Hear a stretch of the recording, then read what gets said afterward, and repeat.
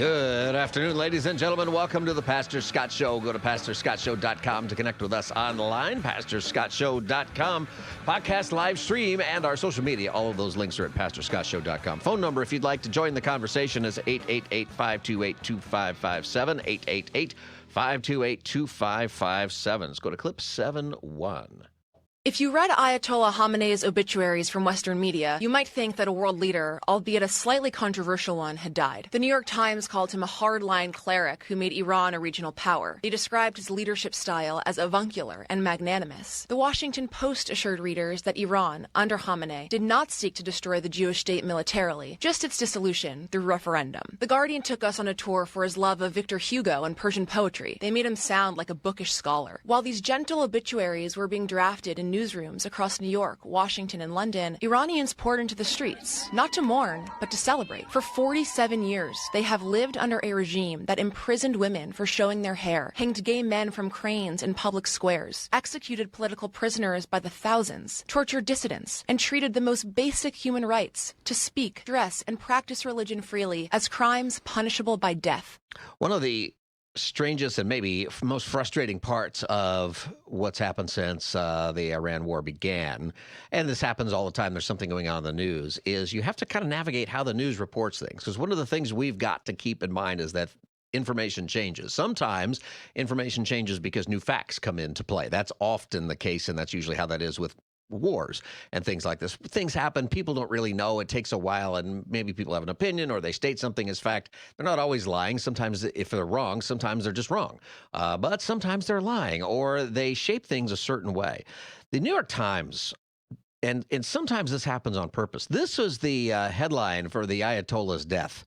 It was Ayatollah Ali Khamenei, autocratic cleric who made Iran a regional power, is dead at 86. Now, what does that sound like to you?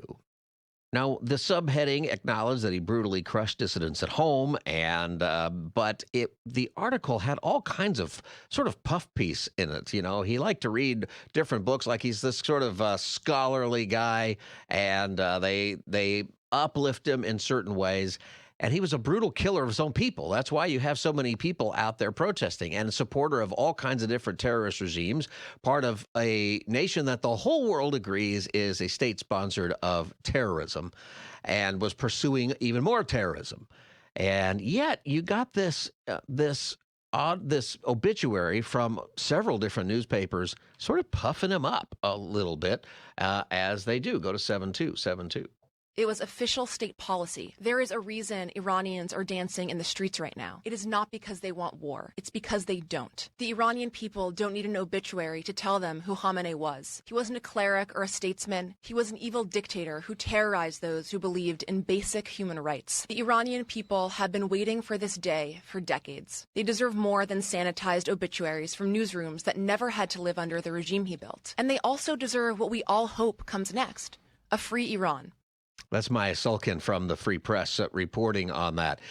Language and the language that we use, sometimes inadvertently we say things that mean something different, right? Like I will often use the word probably when it's certainly. Like I might say, everybody's laughing at me because I probably say this all the time, like I just said, right? It's just one of those words.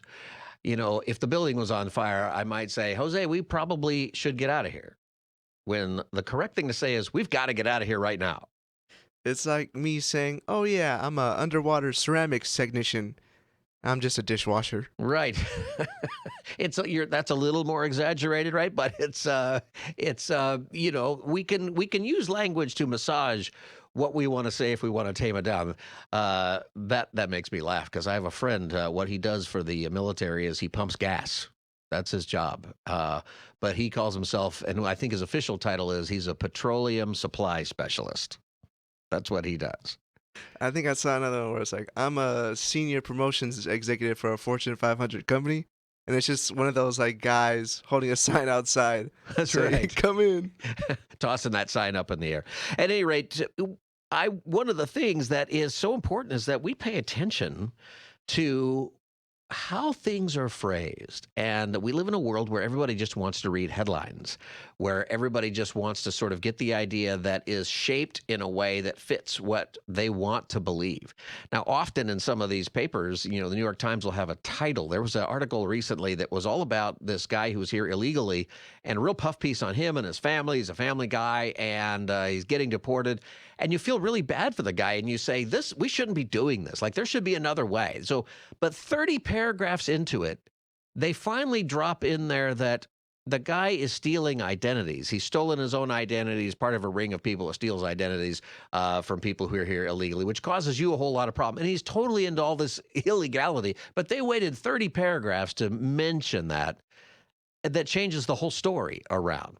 This happens all the time. So one of the things you got to do is always read the article and realize that sometimes the truth is in there, but they hide it and they bury it because they know that people don't read. Unfortunately, that's where we are, and it affects how we believe things. It affects how we perceive things. And I'll tell you what, from a Christian standpoint, it affects how we view the Bible because a lot of us don't read it. It affects how we view many different things that have a spiritual implication. Everything does if you think about it, but big things that have spiritual implications because we sort of just take the headline or we take it a certain way and we don't really know. And so as we head into, we don't really get all the details.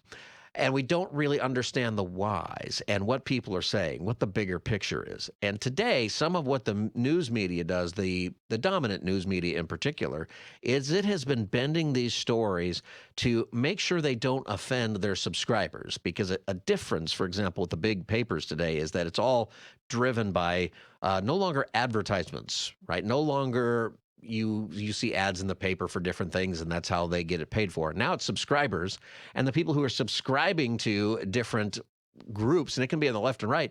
Well, they have a certain opinion, and if the news is too often against that opinion, then people don't subscribe. And so the pressure is less to tell the truth. The pressure is more to make sure that subscribers are happy and they keep paying every month. Unfortunately, it's the truth that suffers. And so when you're dealing with war, you've got a war where you've got problems all the time with what is true, how do we really balance this, versus we're going to have propaganda one way or the other to fit our side. So one of the things that I think we need to do as we navigate this period of time, one of the reasons that I'm encouraging us right now to try to listen to people from Iran, figure out where the Iranian people are at, figure out differences of opinion that maybe some of them have, and understand why they're celebrating, and try to understand those things because we can hear that from people firsthand now. Some of the details from the war are going to come out later, and it'll get explained a bit later much of the time. So you don't have to plant your flag in something, particularly if it has some kind of political issue, right or left. Let's see what happens. Let's hope for the best, and let's pray for the best in all of this, and pray that the truth comes out. When the truth comes out, whether that fits your agenda or not, whatever that is politically, it's still much better for everybody. 888-528-2557. Have you ever been in a situation where you saw a headline and it misled you, or you saw one thing and it caused you to draw? Maybe it was somebody's social media post. This happens all the time. This is a whole nother level to all of this going on right now. There are so many social media posts going on, not just about this war that we've got going in Iran, but everything that's been going on for years. And so much of it just isn't true. And some of it's just fake, just made up, or it's old. So it might be true, but it might have been true 4 years ago because the article is 4 years old.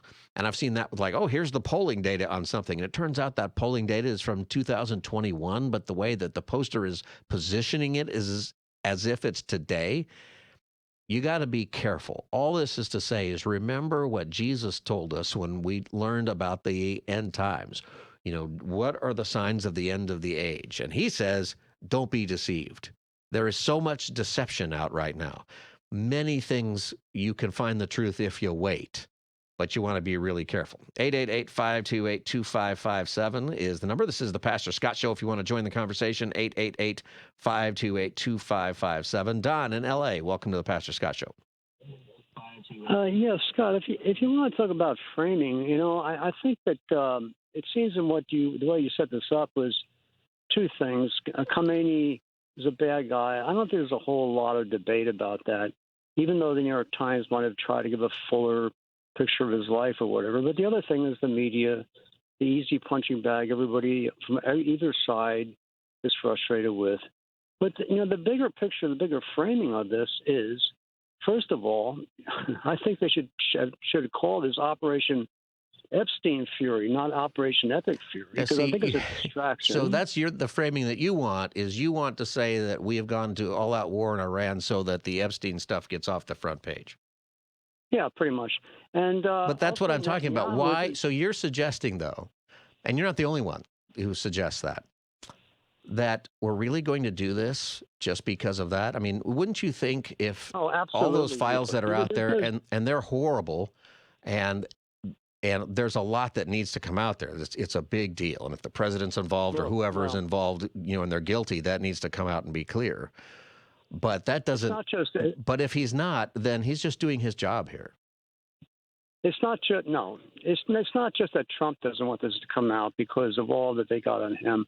It's that Epstein was working for Israel, and Israel had a blackmail operation against the West in order to So control. you think it's about that. But politics in the see, West. you're framing Yes. things, but there's a lot of evidence, I think, that Epstein was working with all kinds of countries and different things. But this has He been was. going on He for was. 50 years. This battle with Iran and what they've been doing, we're talking with a battle that started 50 years ago before Epstein was anything. Well, let's look at that Netanyahu's angle in this. He said Before recently, Netanyahu was he's been anything, wanting this for- has been going on.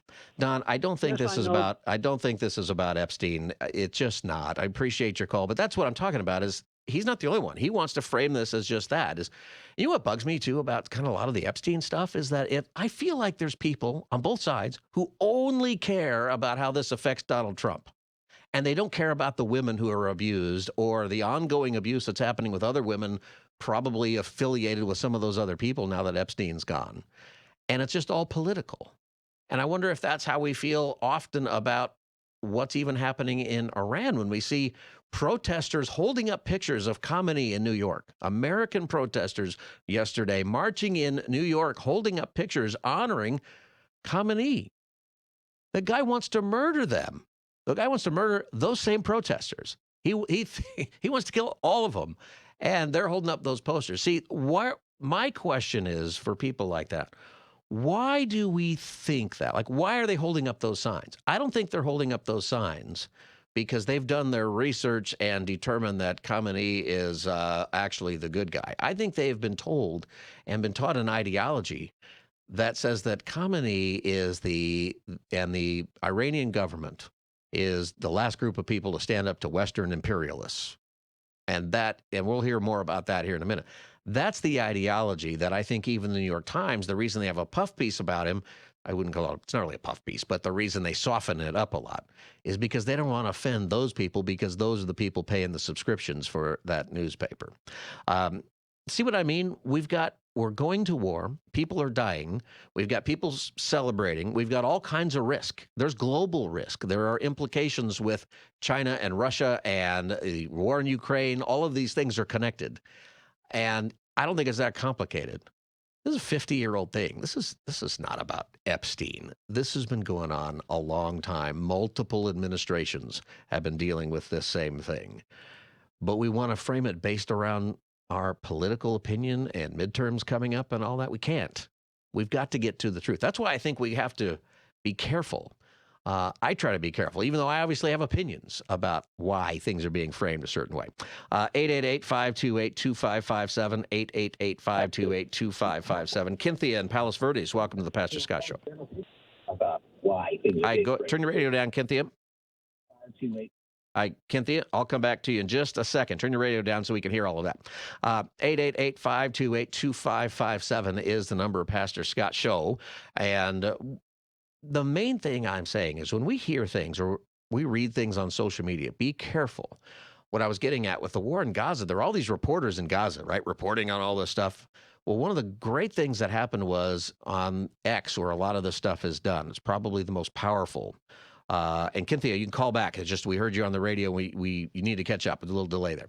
On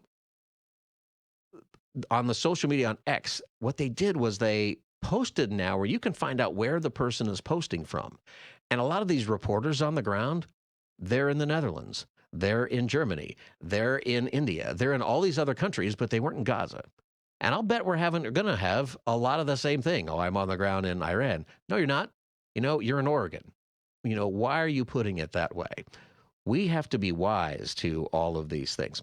888-528-2557 is the number of Pastor Scott Show, 888-528-2557. I want you to hear, this is an Iranian attorney. She is, obviously, she's got an opinion about what's going on in Iran, and she's talking about her perspective and how she frames why the New York Times and why people would even protest in favor somehow of the Ayatollah. Here's 10-1. This message is for the Western anti-imperialists chanting, hands off the dictators of Iran, hands off the dictators of Venezuela, from an Iranian. I don't know how to break this to you, and this one's going to sting. You're not anti-imperialists. You are the imperialists. You are the drama. How do I figure that? Well, let's just consider the meaning of the word imperialism for 1 second. Does that not mean to extend one country's influence into another? Is that not what you do for a living? Demanding that your false belief systems, your righteous fantasies that you've read in woefully misguided Western textbooks about socialism and Islamism, the deadliest ideologies in human history, be enforced over the rest of the world. That is what you call ideological colonization. That's Alika Laban is her name, and she is obviously got some opinions on this, but I think this is something that is, I tend to agree with this side of things, that there has been an academic agenda to educate people against the United States. Now, is the United States sticking its nose in the world in all kinds of places? Yeah. You can, for sure. And that's one of the big arguments about this war, right? There's people on the right and left who don't think we should be there. There's a lot of people on the right, Trump supporters, who think, hey, we should not be here. This is going to be another forever war. All of that. We should just let the Iranian people do their own thing and all of that. And yet you have another side that says, you know what, part of freedom and defending freedom is making sure that people who say death to America, that they want to kill us, that they don't develop nuclear weapons that can kill us. I mean, one nuclear explosion that destroys New York or Washington, D.C., that's maybe it for our country, right? We may not recover from one bomb. Like, probably we would be okay, but it would be chaos and a mess for a while. That's why this is a big deal. And the tension is, do you wait for it to happen before you act? In the nuclear age, do you wait for it to happen, or do you take care of it? And is that imperialism? Is it imperialism if the one nation on earth who has the power to stop that from happening, whether it happens here or it could happen in Europe, it could happen in Israel, it could happen in other places, and it could devolve into a nuclear war and a Holocaust that just where everybody's just shooting it. That's possible. If the one nation on earth has the ability to stop that from happening, shouldn't we do that? That's the big question. And of course, people will debate, well, is that going to happen at all? All of that. We just live in a world now where you can't wait to get attacked. We used to be able to wait to get attacked. You used to be able to wait and say, okay, Pearl Harbor, and now we can rebuild our military and we can get in the war and we can change all the factories, do all of this stuff and make a bunch of tanks and airplanes. It'll take us a couple of years, but after about 2 years, we'll be ready to go. And then you got D-Day and end of the war. Hooray for us. We don't have that with modern warfare today, especially if we're talking about nuclear weapons. And this is another reason why we have to get it right. We have to understand what really is happening in all of these areas. 888-528-2557. Ted, City of Angels, welcome to the Pastor Scott Show. Pastor Scott, God bless you again. I just wanted to answer David. I'm sorry, Don? Eric's question from Corona Del Mar yesterday. He said, "What did we get out of the Iraq War?" He said, "We got nothing." And he's played sports. He's been in he's a Marine.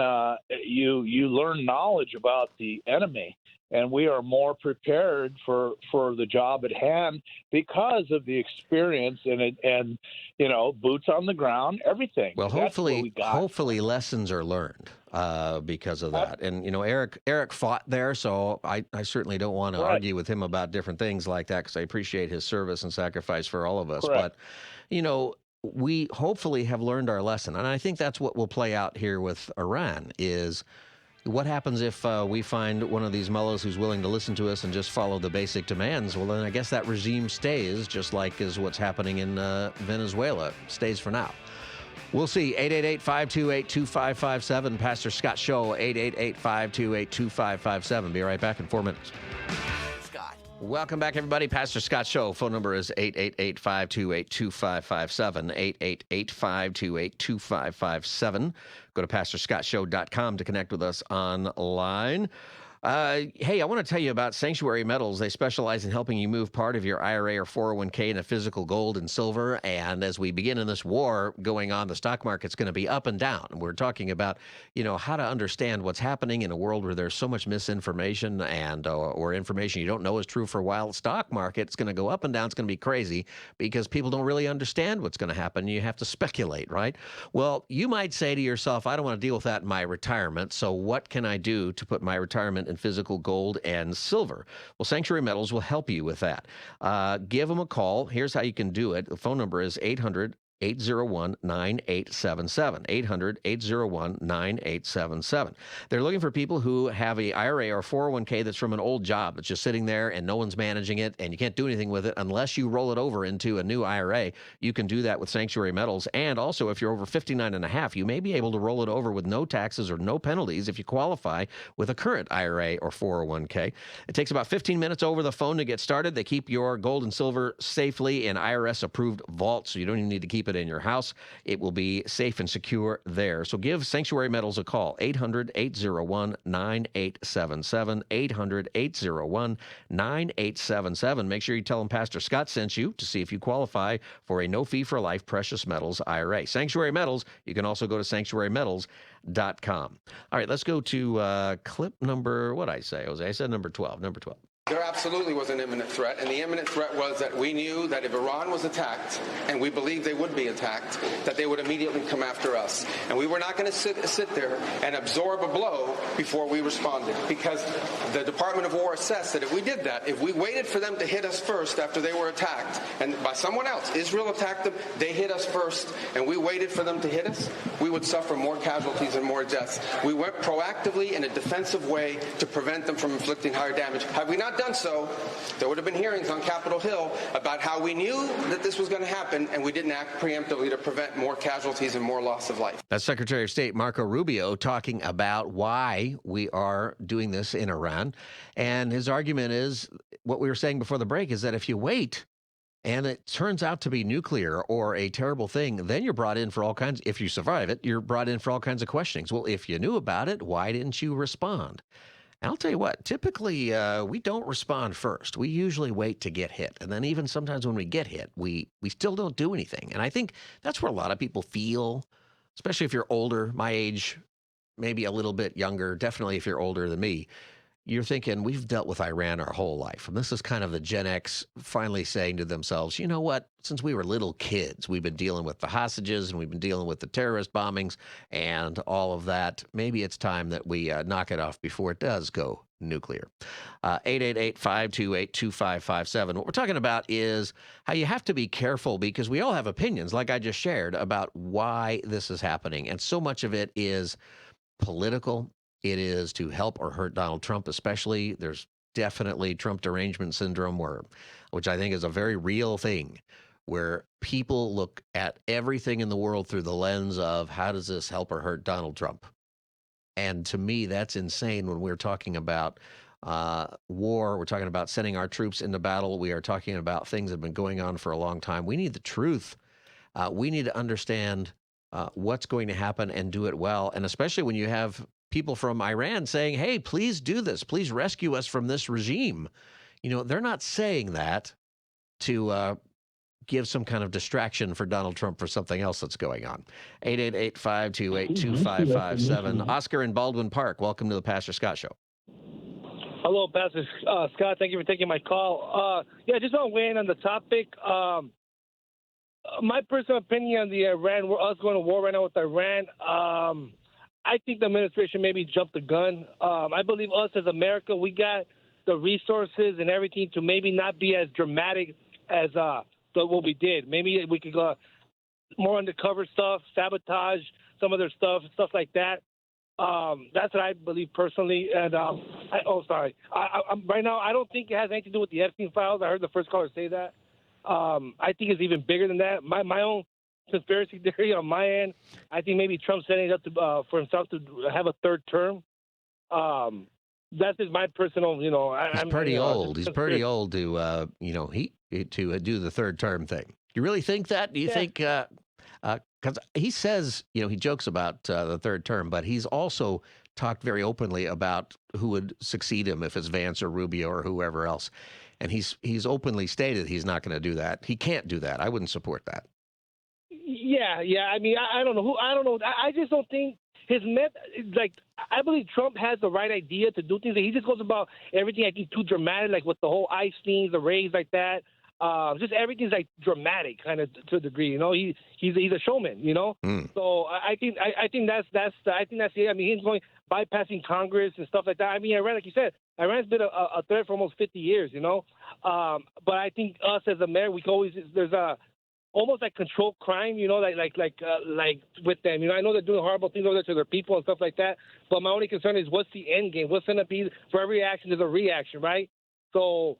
It's just like what's there going to be another Iraq? That's what I think the whole America's worried about. We won't get into actual war with them, but while they're going to send cells over here and do more terrorist attacks on our land, undercover and stuff like that. That's why I just think that maybe we could have been more undercover about our way and sabotaging some of their stuff, and and try to work the diplomacy. I think that's always the best way to go. And real quick, I'll leave it on this, Pascal. I just read the verse in the Bible about Christ says about you heard rumors of kingdom rise against kingdom and nation against nation, but don't be scared because these are just the birth pains that we're going through right now. That's right. So these things must come to pass. So at the end of the day, I just keep my love in Christ, my faith in Christ, and we live in the best country right where we're at right now. We have nothing to complain about. What I'm doing, I have nothing to complain about. So just God bless the people of Iran and God bless our soldiers. That's all I got. Hey, Oscar, thank you for sharing all of that. Appreciate that. And with what we're talking about, it's rational for people to have concerns.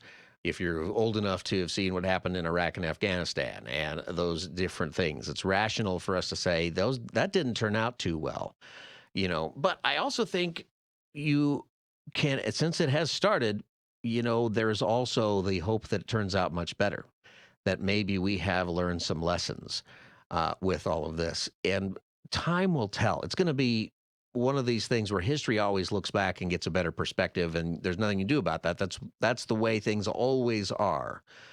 But I think we can hope that things are actually going to turn out better than we think, as long as we have that ability to hope for that and to question even people in authority. If you're in favor of all of this, it's still fine to say, I don't know, President Trump, maybe you should explain this a little better.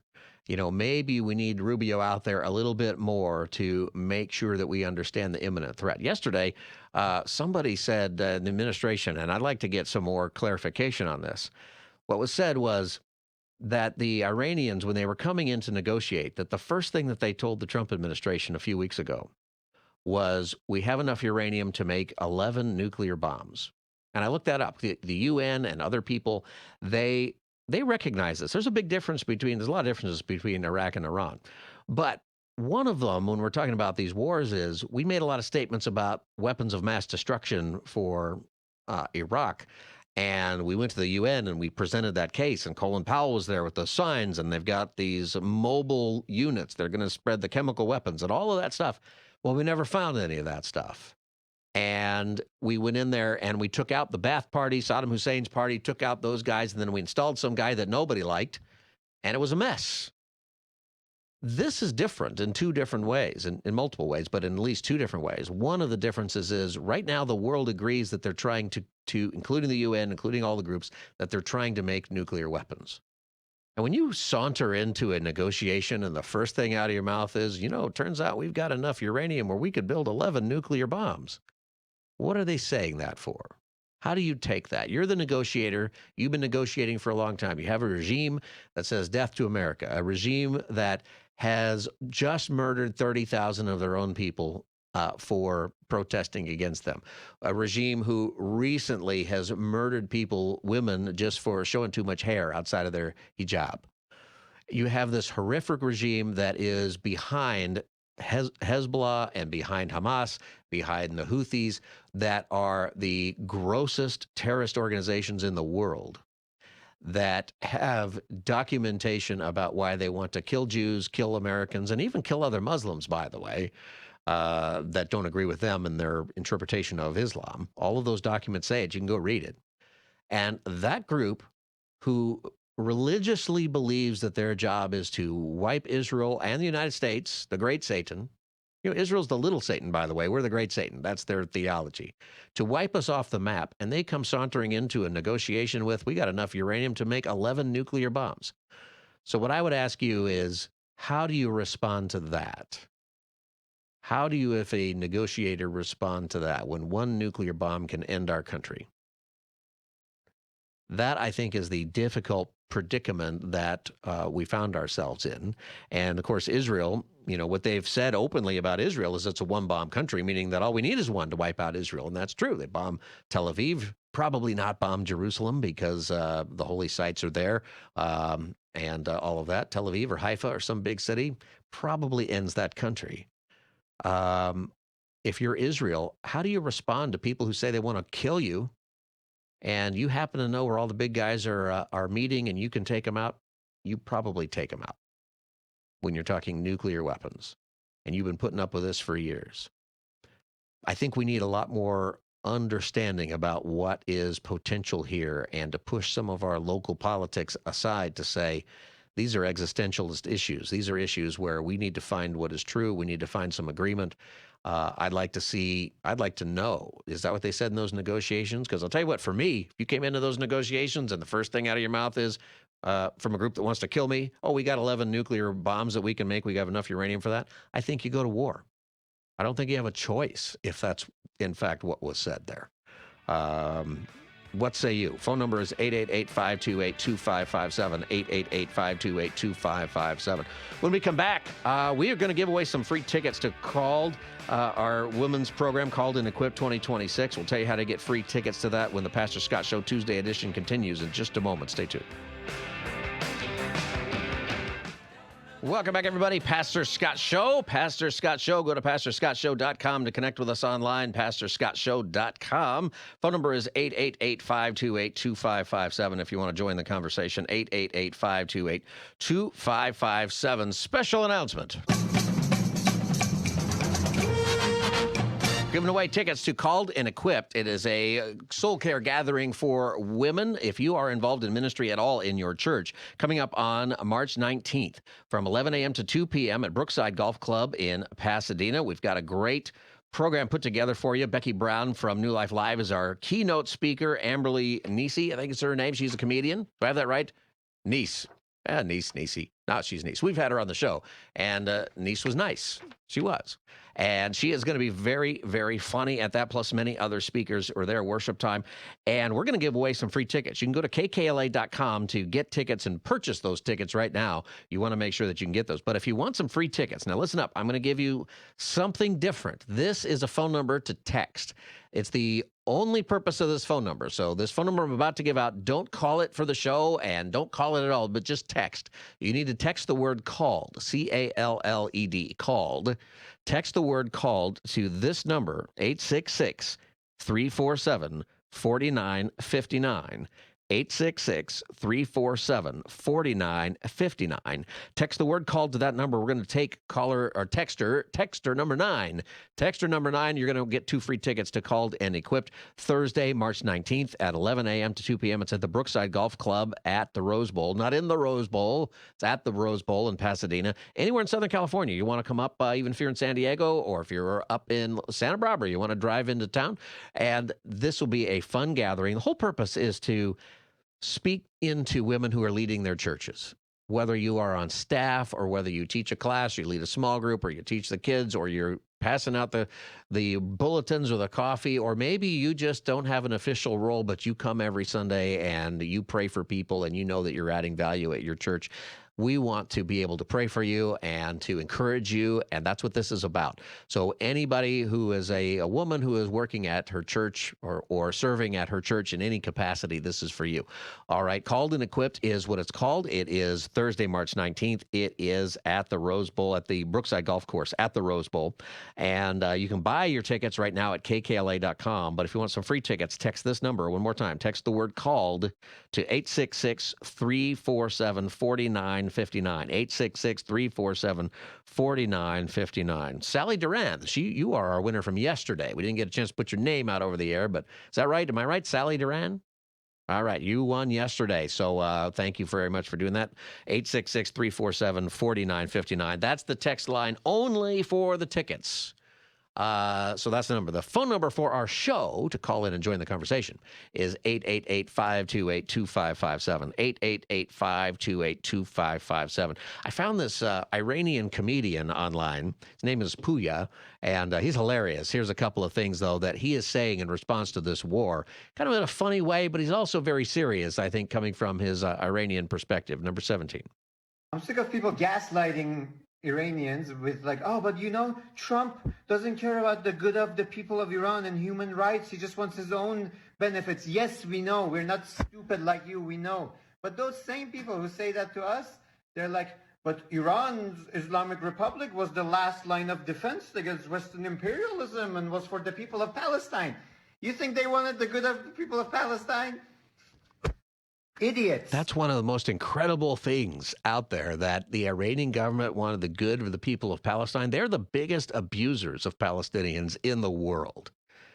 With Hamas and all of that going on over there, they're the worst, actually. And somehow it gets twisted up into the ideology, whether it's just anti-Trump, but I think it goes beyond that, actually. I think it is the ideology that America is bad and anybody who's not America must be better than us. And so we're going to support those crazy mullahs. And then you got these people marches in New York City, holding up the banner of the Ayatollah. Can you imagine that? If you could go back to 2001 or go back to the hostage crisis, and just tell them, hey, in 25 years, there's going to be people marching with the Ayatollah's picture right there in New York City. I think people will be blown away that's where we are. But it is where we are today. And I think that we have to sit back and really pay attention to the ideology from where people are coming from. Comedians help us with that. I think one of the great things about comedy is you can cut through a lot of that stuff. Here's another example from Iranian comedian Puya, number 18. Another form of gaslighting I'm sick of. Oh, but don't you know that the war is bad? Yes, genius. We know that war is bad, but the strikes already happened. So let us at least be hopeful that the future maybe could be better, because this option isn't that good either, okay? And then another thing, stop comparing it to Iraq. Stop saying like, but don't you know about the Iraq war? Yes, we know about Iraq. We know more about Iraq than you do. Here's the thing. We also know that Iraq and Iran are two different countries. We even knew that before last week when you found out. How crazy is that? So maybe two different histories, two different countries, maybe the future could be different.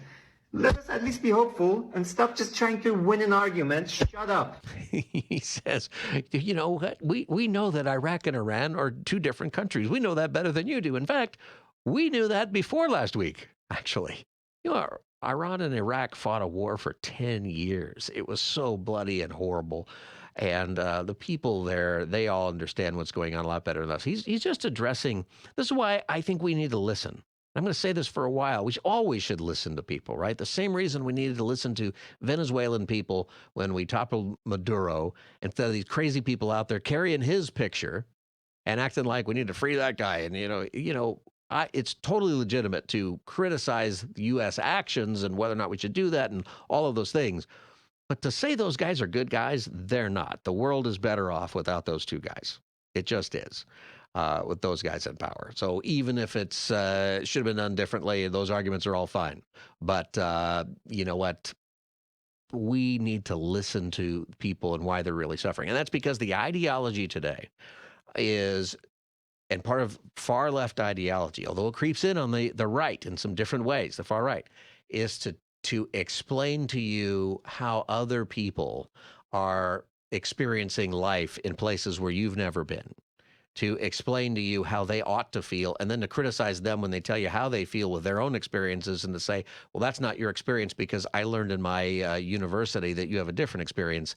And that's nuts. We got to get away from that. We got to listen to people. And right now, there's chaos, fog of war, all kinds of different things being said. Let's listen to the people and see where that goes.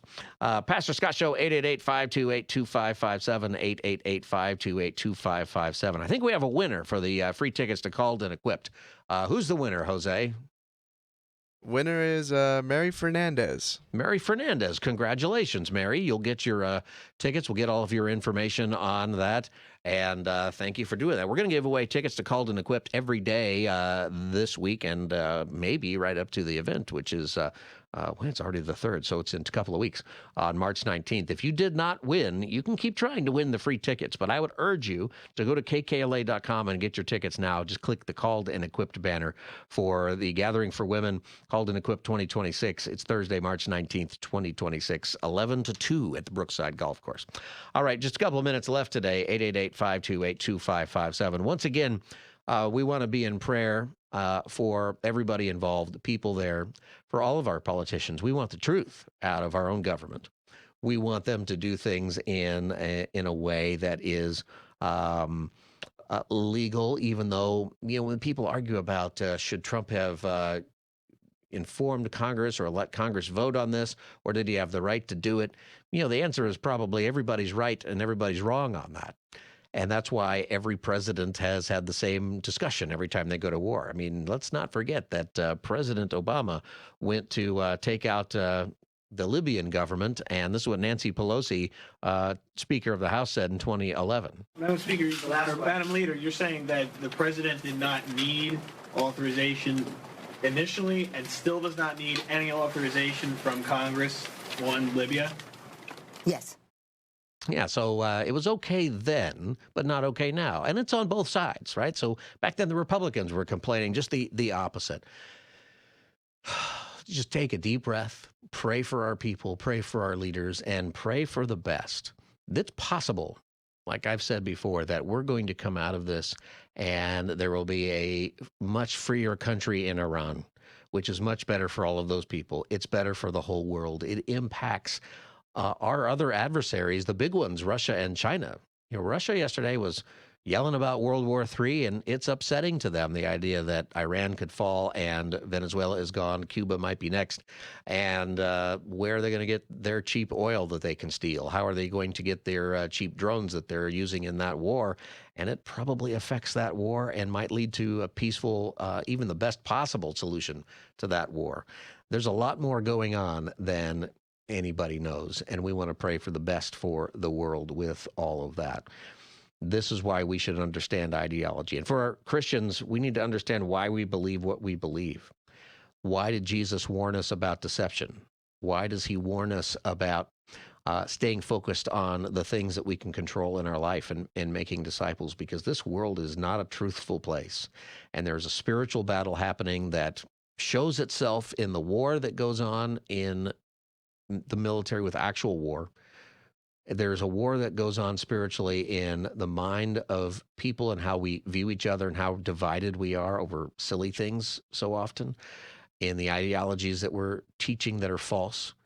There's wars that go on within families, within our own heads sometimes if we're struggling with temptation and different things. Focus on Christ. Focus on the fact that you are here for a purpose, and that purpose, the purposes of the Lord, is to bring people to him. And God's purpose for everything that's happening in the world has not been thwarted. As we like to say, The world is not falling apart, it's falling into place. When you realize that, it's easy to deal with all of these things. All right. Hey, speaking of ideology, when we come back, we've got Chloe Cole. Chloe Cole is a universally famous detransitioner. Hopefully you've heard of her. If not, you're going to in a minute. She'll be with us in the second hour, right as soon as we come back from the break here. She is going to be speaking at UCLA this weekend. She's going to be doing one of those prove me wrong things under the tent, just like Charlie Kirk used to do right in the open in UCLA tomorrow at 11 a.m. And everybody can go. She's going to tell you about that in a moment. This is the Pastor Scott Show. Go to pastorscottshow.com to connect with us online. pastorscottshow.com. We're live every single day from 3 to 5. We will be back as the Tuesday edition of the Pastor Scott Show continues in just a moment. Stay tuned. Good afternoon, ladies and gentlemen. Welcome to the Pastor Scott Show. Go to pastorscottshow.com to connect with us online. pastorscottshow.com. You can follow us on socials at Pastor Scott Show. All of that. The phone number is 888-528-2557. We talk about issues of the day from a Christian perspective. Go to clip number 1. Other breaking news, the Supreme Court has handed down a ruling temporarily blocking a California law preventing teachers from informing parents about their students' gender expression. Now, the state policy was intended to protect trans minors from abuse at home or rejection, but it raised questions about if parents had a right to know if their child is going through gender transition at school. California argued that students have the right to privacy about their gender expression. In an unsigned order, the court found, quote, "We conclude that the parents who seek religious exemptions are likely to succeed on the merits of their free exercise clause claim." The California order comes months after the court upheld state bans on gender identity-related health care for minors. That was a report on an injunction the Supreme Court handed down yesterday that favored parents' rights and also teachers' rights who don't want to participate in the lies. I can't imagine as a teacher you want to lie to your students or be instructed to do that. So there's lots of teachers involved in that. It's not a final decision, but it's another decision that is definitely showing us how things are changing and moving in the direction of some sanity and also to protect our children. With me to talk about it is Chloe Cole. Chloe Cole is known for speaking publicly about her experiences with gender identity and medical transition as a minor, which she went through, and she'll tell you about that, and detransition. She's testified before lawmakers, and she's been all over the media. You probably know Chloe Cole, and she's going to be at UCLA tomorrow at 11 o'clock in the morning. She's at an event that will be just like Charlie Kirk used to do on the campuses for Turning Point USA at the UCLA chapter of Turning Point USA, where she will be speaking openly to people who just want to ask any question in the Prove Me Wrong event. Chloe Cole, welcome back to the Pastor Scott Show. It's good to be back. Great to have you. Yeah, it's great to see you. You know what? You got to go to the State of the Union show. I did. Yeah, how was that? Describe that. It was incredible to be there. So it actually wasn't my first time being there. I was there about 2 or 3 years ago. You were there for Biden's last one, I think. Yes, his final one, and that was an entire mess. He came like an hour late. He really started to fall off by the end of the night, and it was just insanity. But well, that this one for real, was... we were wondering, is he going to make it? Yeah, right? I was wondering if it was going to like get canceled or something, because I don't know, nobody knew if he was going to be in there, but...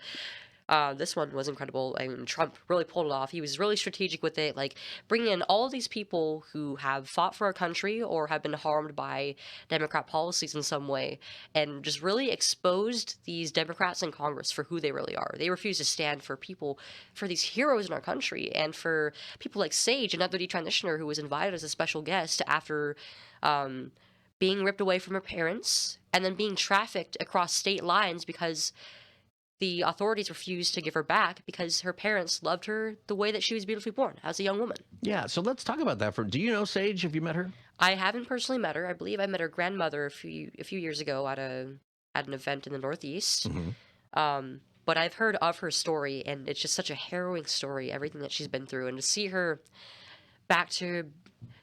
be able to desist and make her way into adulthood without being harmed by the procedures is something that it makes me very happy. And to see the children who have been harmed by these policies and by this ideology not just triumph over it, but be recognized by our own sitting president and his administration is really a beautiful moment. That was a really big deal. That was a big deal. You know, when we first met, it was a couple of years ago, and you were one of the first people, I think, who were really making a national impact as a detransitioner.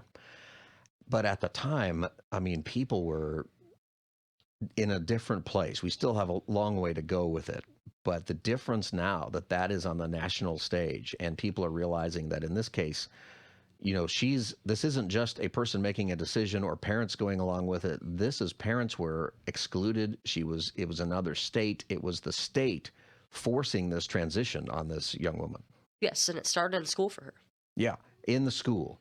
And that's a really big deal. So let's talk about you for a second. As much as I would like to talk about all the ins and outs of the State of the Union show, maybe another time.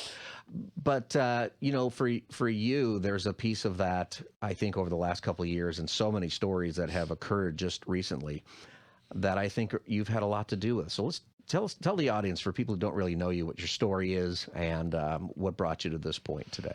So I am a public speaker on various cultural issues, but my main area of focus is transgenderism, and particularly the medical aspects of it and protecting children from radical ideology and its consequences. And I wasn't always a political person for most of my life, but what really drew me into all this was my own personal experience going through a medical gender transition while I was still a child, experiencing the psychological aspects of it, as well as being put on puberty blocking drugs, cross-sex hormones, and even having a double mastectomy surgery to get rid of my breasts before I was old enough to drive a car or even have a driving permit. So I was 16 years old when I eventually came out of the transgender identity and the community, and I declared to the world, I am a young woman. I want to be able to become a mother one day, to become a wife, and I want to protect other children from going through what I did.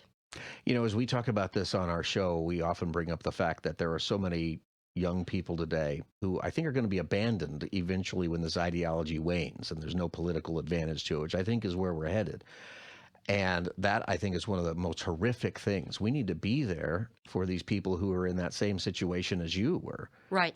Who are going to suddenly say, you know what, I want to detransition now, or I'm not happy that I did this. And what do you experience as a detransitioner? What do you experience from people who would have been supportive of your transition initially?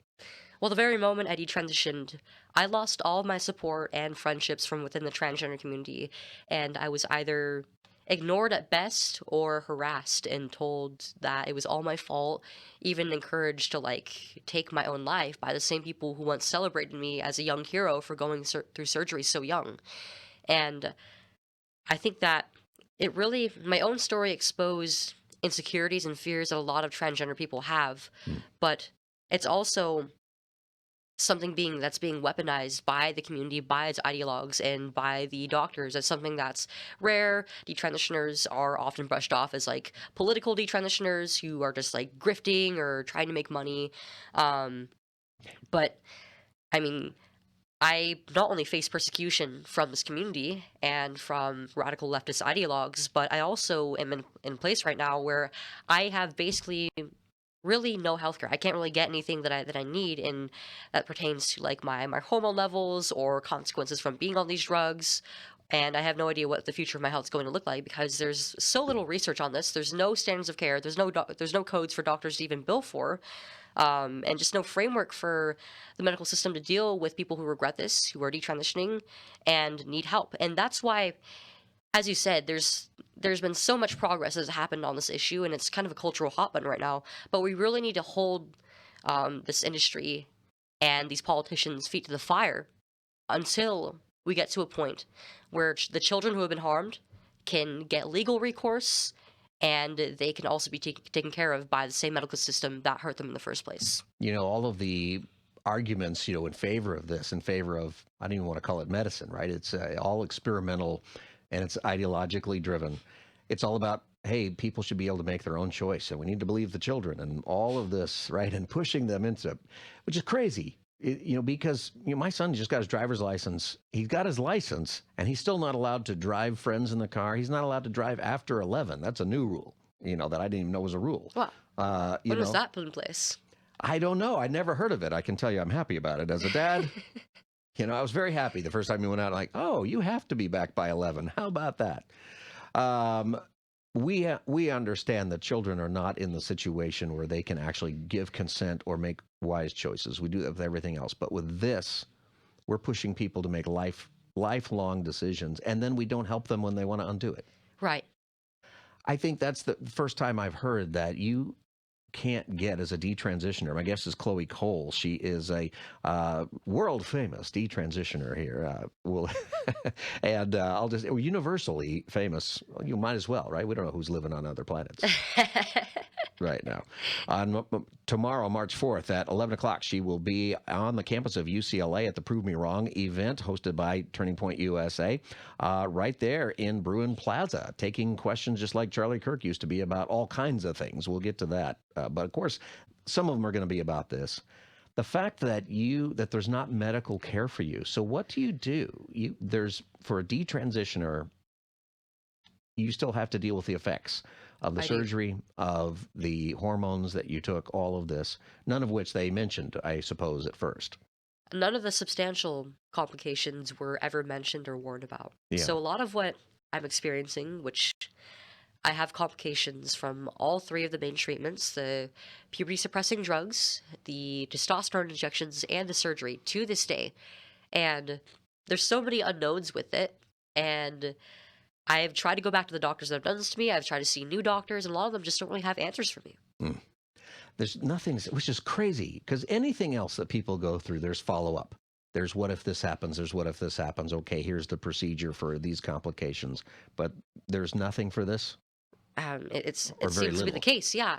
There's like really no institutional backing for detransitioners, so a lot of us will have to go through like very loose like medical networks of people who are of independent doctors who are trying to figure this out. But of course, like it can be kind of shady. You never know who you're going through, and a lot of people don't really have access to that kind of thing. They can't afford that. They need to go through insured medical healthcare companies. Yeah, and it would make it so much easier if we finally got the recognition that we need for our issues, for the problems that we have as a result of this, that are not our fault, that have been pushed onto us by this massive system. That's right. And the only reason is political. It's not medical. It's a political reason. Because you'd have to, and we'll talk about the accountability, because I think that's beginning right now. To deal with this medically. And I think it's also the same personally for parents or for teachers maybe who have pushed people into making these choices. At some point, you're going to have to admit that I did a horrible thing, right? That this isn't maybe you should have a back surgery, maybe not. There's risks, and we're going to weigh those risks, and we're going to hear about all of it in advance and do it. This is I pushed something because of ideology, and it turned out to be horrible, and that makes me a really bad person. Right. I think that's what people would have to say. They'd have to acknowledge. Now, we're people of grace, and I want to address that, too, with you today, because there's a lot of people out there who I think need to have the freedom to say this was a mistake. Absolutely. But I think that not a lot of people will have the bravery to do so. I think it's going to be similar to, say, what happened with lobotomies, or like even the Nuremberg trials, where people will just be like, oh, well, this is the best science at the time. This is what I was instructed to do, so I did it, and it's not on my hands. But I just can't imagine being a doctor and looking at the little 12-year-old girl that I was and thinking, yeah, we need to send her to surgery. We need to poison her perfectly healthy body so that we can affirm this idea that is so wrong on its face, because no child is transgender, no child is born in the wrong body. Nobody is. There's nothing scientific about this, but they're just going by their training. That's right. And that is something that is these days, the fact that training exists, the fact that training is accepted by doctors who are supposed to do no harm. Right. And a lot of doctors, they're in this sort of ideological bubble that a lot of them don't even realize exists. That's right. And so they just go by the training that they're given and I think that to a certain point, when you're a physician or a surgeon, you kind of have to detach yourself emotionally from the patient, and you have to go by protocol, right? But you can't allow that to override common sense. That's right. Or critical thinking, as a lot of these doctors who are involved in this mess are. And I think that's an extraordinary thing. Whenever you go find a doctor, you can't assume that the doctor isn't trying to kill you, right? I've had doctors before where I've thought you're a lousy doctor. Like you aren't. You're going with whatever the science is or whatever the bubble says, and people don't realize that these organizations, American Medical Association and other ones, are left-wing ideological organizations with a lot of these issues, and not scientific. It's political. Right. And that's a pattern that I've noticed with all kinds of institutions over the years. My recognition of that obviously started with the medical system, but as I've gone to so many universities over the years, and I've spoken at probably maybe like 20 or 30 or so since 2023, they've gone from respected institutions that once upheld free speech and new ideas and research. They now punish all of those things, and they're indoctrination camps for my generation. That's And I right. hate to see what is happening right now. And I think I hate like always hearing people say, "Oh, well, college is such a scam. It's not worth going." And I mean, for me, I've chosen not to go to college. I find that my career has been personally a lot more educational than being in a four-walled classroom and being able to experience the world hands-on and make connections. But not everybody is destined to live that kind of life, and their best bet is going to college. And there's so many people that are going to be left in the dust if we continue to let our institutions crumble. That's So right. now, while we have the opportunity, while the iron is hot, we need to strike. And we need to do something about it, right? Instead of just let it collapse in the Yes. sense of, we need educated people, like not graduated people. We need educated people who Amen. are educated into what's true. My guest is Chloe Cole. Chloe Cole will be speaking at Sitting Under the Tent, right? The old Charlie Kirk tent that says "Prove Me Wrong," and you'll be outside tomorrow at 11 a.m. at UCLA at Bruin Plaza. It's open to the public. Anybody can show up and watch you do that. Anybody can, so bring some friends. Yeah, that's going to be incredible. So I want to talk about that. I want to make this point that we talked about accountability. A detransitioner won a lawsuit. Yes. Maybe for the first time a couple of weeks ago. Yes, that is the first time in American history that a detransitioner has successfully sued her doctors. This happened in New York, which is a pretty surprising state for this to happen, of all Right. places, right? And her name was Fox Varian, and she was actually about a year older than me, and she was only 16 years old, just a year older than I was when I had surgery, and she alleged harm from the mastectomy and a lack of informed consent and even emotional manipulation from the doctors on her mother, who was told the same thing that I was, that she would die if she wasn't given early enough intervention, if she didn't have the mastectomy, if she wasn't going through the transition process, even though she was very young and far too young to be going through this. And she ended up winning $2 million, which I don't think is nearly It's enough not to even compensate close to for enough. the lifelong consequences of going through this when you're a child and you don't know any better, and you have to your development is stunted, Mm-hmm. and your adult body is trying to compensate for that That's for the right. rest of your life. The rest of your life. That being said, I mean, I think that's exactly why we need to continue praying for success in her life, in the lives of every detransitioner who has been harmed by this at a young age, and for the future of these cases that are happening. And this came at a time just before the very first court date for my own lawsuit was announced. I'm going to be taking my doctors to court in April 5th of next year. And on one hand, I'm a little nervous, but I've had a little bit of experience testifying in other cases regarding legislation on this issue. So I'm confident that I'll be able to prepare well for it. I have great attorneys. I'm very grateful to Center for American Liberty for everything that they've done for me and creating cultural movement for every detransitioner and even filing cases for others as well. And I'm super excited to finally enter the legal segment of my battle against this industry. Yeah, I'm excited for you too. And it made changes already. This first lawsuit, the Plastic Surgeons Organization said, maybe we're not going to do this on minors anymore. And Psychological Association or medical was one of the other big ones. One of the biggest physician organizations Yeah. as well. Yeah, who 10 minutes before that lawsuit was settled were just as happy to transition minors 12, 13 years old, even younger. And now suddenly that's changed. And I think that your case is going to do super well. We're going to cheer for that. Thank you so much. Not just for you personally, but for what it means for all the other kids who are going through this. Yeah, I think that Fox's case is going to create a massive precedent, not just for my own case, but for that of every other every other person who's going to file. And I think that there's not just going to be dozens or hundreds. I There think might it's be going to be a lot. thousands, Right. thousands of kids who are filing suit. And, they're going to have attorneys who somehow are going to have to stand in front of juries and convince juries that this is something good to do to a kid. There's no way. How do you even argue that to a jury? I mean, we had the recent Supreme Court case where the ACLU and I think the Biden administration, or I can't remember which, but it was the Scrimeti case. Yes. Where they were testing Tennessee's law to protect children from these procedures, That's right. and they had lawyers there who were defending this.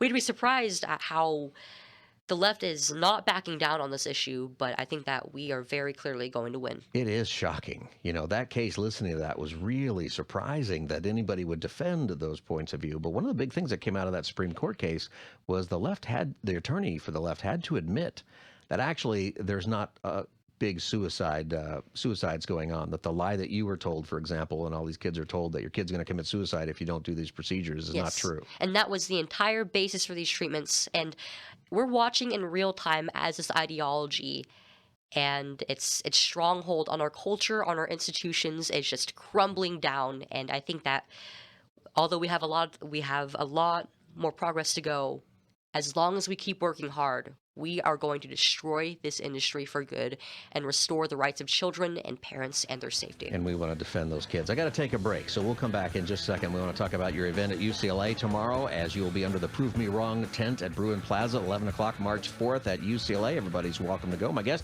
is Chloe Cole. You can follow Chloe Cole at chloecoleofficial.com, and all of her social media, all of that is on there. We'll be back as the Pastor Scott Show continues. Stay tuned. Scott. Welcome back, everybody. Pastor Scott Show. Go to pastorscottshow.com to connect with us online, pastorscottshow.com. You can find our social media podcast and our live stream. All of that's at pastorscottshow.com. Go to clip number 2. A lot of people in my generation fall into the trap of losing sight of what it is that makes America great. The opportunities that we now have because of the choices of our parents, our grandparents, our ancestors who came here to build a future for us. Right. They don't know how good we have it here. They often fall into these anti-American ideals like socialism, communism, mainstream postmodern ideologies like transgender ideology. And I think it's something really pervasive that I'm seeing amongst other Filipinos, other Asians my age, where they've lost their sense of meaning. They've lost their culture. They've lost their sense of purpose that our parents and our grandparents had. And they're looking for something to believe in, to fight in, but because they don't think they have anything to really live for, they find it in these extreme ideologies. That is our guest, Chloe Cole. She is going to be at UCLA tomorrow for the Prove Me Wrong event from Turning Point USA, where she'll be sitting under the tent asking or answering questions from students and faculty and anybody who's got a question. And a lot of those things are going to be ideological, I guess. Chloe is a detransitioner and is a major voice in speaking publicly about her experiences with gender ideology and all of that. That's tomorrow, March 4th at 11 a.m. She'll be at UCLA. Everybody's welcome to go. Chloe, you get to sit under that tent, which is, you've done these kinds of events before, but this is a big one. Yes, this might be my biggest Prove Me Wrong style event that I've ever done. I've done a few smaller ones at smaller campuses, but this is, I can't even imagine what it's going to look like tomorrow, but I'm super excited. So the Prove Me Wrong, describe what that's like. You describe the environment for people maybe who just don't realize what that's about. What is it? So really it's about having open dialogue from people regardless of where they stand on different issues, and it's, as the title says, it's meant to try and get people to try and prove me wrong on these, or prove the speaker wrong on these issues that they're speaking about. And my main issue of focus, of course, is going to be transgenderism, as somebody who has gone through it and has focused on this issue for a few years now. But I'm sure that people are going to extend to other topics as well, as such as the Israel issue, the issue of what's going on in Iran right now, different policies, and I think it's going to be a lot of fun. It's going to be super fun, and I look forward to checking in on that to see how that goes. Are you nervous? I mean, Charlie Kirk, of course, was sitting under that tent when he was assassinated. I mean, I don't want to bring that up, but obviously it's got to be on your mind a little bit. Yes, I mean, since Charlie's passing, I had about a week or two of reflection on this is something that I could get seriously hurt or even die for. And is this something that is worth it for me? And I decided the answer was yes. Because what I've been speaking for from the very beginning is the safety of children, the sanctity of families, and restoring and upholding these parts of American life that I feel like we've lost. And I think that there are few causes more important than that, especially when it comes to our kids, especially when it comes to ensuring that the future generations of America grow up in a better culture than I did. Well, you were one of the bravest people that I've ever met, and to do that, and the fact that you're looking forward to it is fun. It should be fun, right? And I think it will be. And I think it's going to be super fun. And you know what? The students have fun. Even people come out and disagree with you. These are fun events. Right. And I mean, that's exactly what I want. I don't want to be surrounded just by people who agree with me. I want to have open dialogue with people from all kinds of walks of life and to meet common ground with them and to exchange new ideas and learn from them. Yeah. You're going to be at UCLA, and I went over there yesterday because just down the street from UCLA, just a couple blocks away, is Persian Square. It's where all of the Iranian people were celebrating the death of Khamenei, and all of those people, thousands and thousands of people, who were waving American flags, Israeli flags, and the actual Iranian flag, which you can see from the displayed from many of the shops down there. This large population of Iranians here in Los Angeles. And I thought, just up the street a couple of years ago, you've got people who are creating Jewish checkpoints for students and not allowing them to walk down certain pathways. And I've seen this before. Right, and not allowing them to go to classrooms, and people chanting all kinds of slogans that actually mean death to the Jews, and maybe they know it or they don't. This indoctrination, there must be students confused at why the Iranians are not blaming, Zionism or blaming Western culture for their suffering. And why are they celebrating this act of war that's going on? You're going to run into that ideological tension. Right. There's going to be a lot of that, but these are people who know what it's like to truly live under oppression, and they are sick of it. They want their rights back. They want to be able to have a free country back, and I mean, they deserve to have that. And I think that when we see injustices like that happening, we have a responsibility to step in, because America is not great on its own. We do not live within a vacuum. That's right. And we have something to offer the world as freedom. Yes. There's a lot of controversy legitimately about whether we go to war, how do we persuade other cultures to have the freedom that human beings should have everywhere. Yes. And obviously we understand that, but we want to preserve that because we are losing that. That's part of, I think, right, why you want to be in this fight. Yes. For these ideological reasons. Absolutely. And a lot of that is happening internally within our country. We've had these anti-American ideologies really infest our culture, and so many people are trying to destroy our country from within.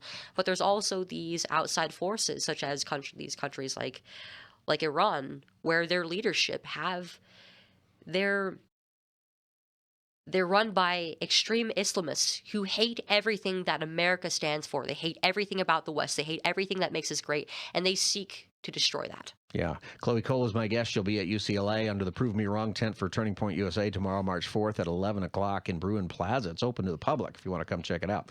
I was watching the protest, the anti-U.S. protest in New York, and they're carrying pictures of the Ayatollah who was just killed. Like Americans doing this in New York. And then I went to some of the social media, and the people are trying to say to them, they like to chant death to America, death to America. And they're going, well, not death to me. I'm on your side. It's like, no, they're not on your side, though. They're going to kill you even if you carry their banner. Right. Like, why do you not know that? That's why I've never understood the whole Queers for Palestine movement, because if you, as a gay or a transgender person, went over to one of those countries, they would literally throw you off the building just for identifying the way that you do. Ahmadinejad, who used to be the president of Iran, who I think also assumed room temperature in this attack over the weekend, he went to Columbia University and was asked about gay people, and he said, "We have no gays in Iran." And you know why? Because they kill them, or they have to hide, but they will murder you, and this is the same university that wants to support that regime. I don't get it. It's incredibly backwards. Yeah, but that's why you get to do this, and you get to, with Turning Point USA and these events, Prove Me Wrong, which are lots of different people, you get to be one of these people to bring a refreshing voice to a campus that used to be allowed in the classroom. When I went to college, we would have these events all the time, but we do them jointly with different groups who may disagree with us, right? We could have this in public. It would happen all the time. It would happen in the classroom. All of my professors were liberal, but they weren't shutting down opinion like you would see today. It's kind of confusing to see how we've gotten to the point that we have where we not just have differing opinions, which is a great thing, right? Mm-hmm. It's good to have diversity of thought. But now that diversity is so much bigger. There's people who actively want to destroy our country, and they actively want to destroy any open discussion in order to further those ideals and that destruction. Yeah. And I think one of the things that hopefully you can do is a lot of the people don't realize that's what they're behind. You know, when you're chanting these slogans, you've heard it from Professor, it's ideological. It's taught since you were a little kid. Even Right. the transgender stuff, you don't realize you're destroying young people's lives. Yes, so many, and the radical left has really succeeded at this, using these different ideologies, such as these environmentalist ideologies, like making people like paranoid about doing literally anything, otherwise they'll like leave behind a carbon footprint, right? Or in the case of queer ideology or transgenderism especially, they're telling people that children's lives are contingent on being castrated and being patients for life. Otherwise, they are going to end their own lives. And nobody wants children to die, right? Right. But they've shoved this down the throats of college students, of women, of mothers, of families, and they've weaponized our concern for the world and for the people around us in order to make people into sheep. That's right. And that's what ideology is. I think that's what people need to understand. When it's ideology, you're shaping people's minds. And you are not allowing them to think, for themselves. Ultimately, you're creating this. And that's why it has to start as a kid. That's why the gender stuff is about my baby was born this way, or we need to teach this in kindergarten, because you have Right. to start young in order to capture people's brains that way. That's how we're made, Yes. unfortunately. But this also is why I'm using my voice as a young person, because I know that's going to be the most effective to help these young indoctrinated people back out of it. That's right. And hopefully to encourage more young people to speak out as well. And I think people are listening now, maybe more than they were a couple of years ago. So you're going to have a big impact tomorrow. Tomorrow, Chloe Cole will be at UCLA for Turning Point USA's Prove Me Wrong event. It'll be outside at Bruin Plaza. It's open to the public March 4th at 11 a.m. at UCLA, right there on the campus. Can you come back for a minute? I want to ask you about your faith and a couple other things we'll have fun with, and then we'll be done. Sure, no problem. All right, Chloe Cole is my guest. What's the best way for people to reach you online?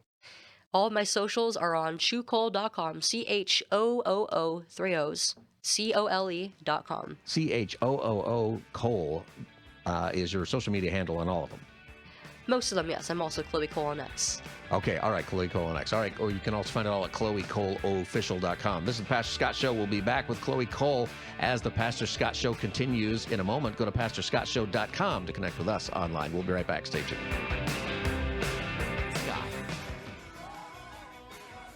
Welcome back, everybody. Pastor Scott Show. Go to PastorScottShow.com to connect with us online. You can follow us at Pastor Scott Show on all the socials, at Pastor Scott Show, Facebook, Twitter, TikTok, Instagram, at Pastor Scott Show. Go to clip number 3. I can do it. Do it. So Ready? you sing it like, Dancing Gonya Bagiti Baba. You were way off. Ingonyama. All right. What does it mean? It means, look, there's a lion. Oh my God. You're joking. That is not what that means. That is not what that means. That's exactly what it means. That's what It means, look, there's a lion. Oh my God. It's a Look, there's a lion. Oh my God. It's a lion.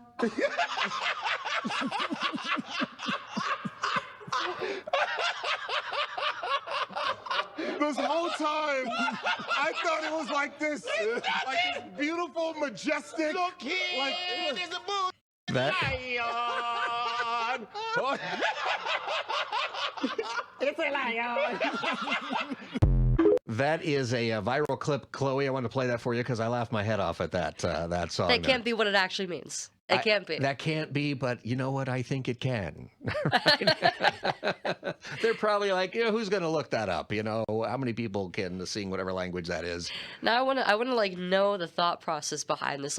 Was this like an original thing that the Disney executive made? Right. And is it a joke? Like the guy who wrote the lyric, does he know that it's silly? Right? Does he know? Or, does he actually know? I think that's a hilarious clip. That's going viral out there. And Chloe Cole is my guest. She will be a speaker and activist. She's a speaker. She is a speaker and activist. And she will be under the Prove Me Wrong tent at UCLA tomorrow, March 4th at 11 a.m. at Bruin Plaza. And it's open to the public if you want to go. Chloe, we've had a lot of conversation. And what do you do for fun? You as a young person, you've gone through the transition, started with when you were 13. Yep. Transition, 16. detransition. You're now involved as an advocate for so many detransitioners and future transitioners who you want to give the truth to. And now on so many other issues that you're going to face. What do you do for fun? So when I'm not working, I like weightlifting, rollerblading, playing video games. I'm also an illustrator, and I've been trying to get back into reading more consistently because I loved reading when I was a kid. Yeah. And I would read and write so many different stories, and I'm just trying to tap back into that creative and also that learning side of myself because I feel like it's a very important part of oneself to take care of. Yeah, it is. And I read somewhere where most people today, younger people, will never read an entire book in their life after college. Like they'll never finish a book. That maybe even reading is gone because we do it audio or we do other things. That's bad. But honestly, I prefer to take in my information by reading. I don't even like watching videos, honestly, most of the time. It's actually better for most people to read it. So that makes me wonder, what are the cognitive consequences of that, and how do we get that back? Yeah, I think it's a really big deal. Then you add AI into that, and now you don't have to think at all. Or you go to the local bookstore, and it's like, oh, all of the books are erotica. This is not what I want to read. I want something that's intellectually stimulating. What do you mean? Oh man, that's such another subject. We're just losing our mind in our culture today. I want to ask you about your faith. When you went through the detransition process, you weren't a Christian at first, right? I wasn't, no. Yeah. Even as I started speaking publicly, I wasn't Christian yet. Yeah, so tell us about your faith and how you came to Christ and how's it going? So I was born to a Catholic and a Protestant Christian, my mother and my father, but I wasn't really raised up in a very faith-oriented household. My mom and dad had those ideals that were influencing the way that they raised me and the morals the moral foundation they gave me, but I didn't have that spiritual backing in my life, and so I feel like that led to so much confusion in my identity and my sense of purpose. And growing up, I tried to find it through so many different ways, and I think perhaps the most destructive was through letting my identity be informed by gender ideology and calling myself a boy for about 4 or 5 years of my life. But once I came back out of it, I was confused again. I was still trying to find my purpose and my identity. Now, after losing pretty much everything that held it up, which it was basically something held up together by glass and duct tape, so not much at all, and it was all a complete lie. But I started to find my purpose again through my advocacy work. But I still was trying to navigate what felt like such a massive ship in a huge storm in the middle of the ocean. But what really helped me to reorient myself was the Christians around me. I was invited to speak at churches before I even had a faith. And it wasn't because I was this perfect paragon or saint or anything. I mean, I was far from it, and I still am. I'm far from perfect. But that's exactly why I was brought on by these wonderful men and women to speak, because they saw potential in my story. They saw me being made anew by God before I even recognized that it was happening. And I mean, the Bible is full of so many stories of people going from broken to full of purpose. And obviously, it wasn't those people around me who saved me. It wasn't those people around me who sanctified me. It would be Christ, and it would be my relationship with God that did so. But they were the final bridge, the final piece of the puzzle that led to me realizing, hey, there is a God out there. None of this happened randomly or by chance or without meaning. Everything I've been through, even the bad, even the worst parts, even the most painful things that have happened to me, were all for God's purpose, and He was going to use it to make me into the woman who I am today, to utilize it to help other children, help other families, and to make the world a better place.